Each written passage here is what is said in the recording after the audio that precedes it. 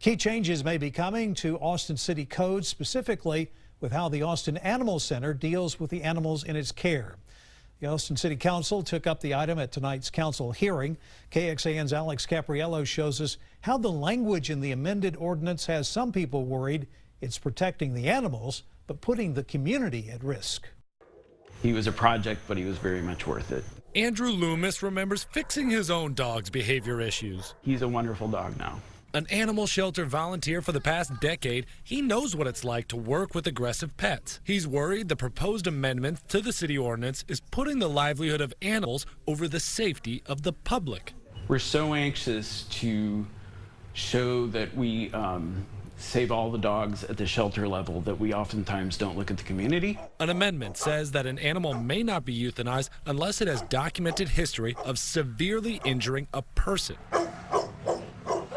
That means it still can be put up for adoption or resheltering despite less extreme violent tendencies to pets or other humans.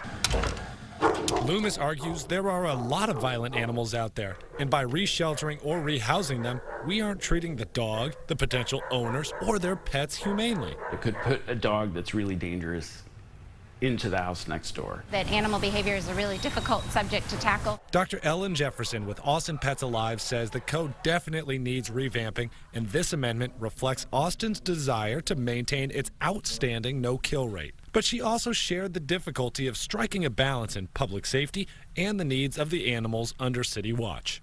It is in the unique position of being an enforcement agency and trying to protect public safety, and then also having this high live release rate. The council will use the next month to study the language and decide which direction to take. Alex Caprariello, KXAN News.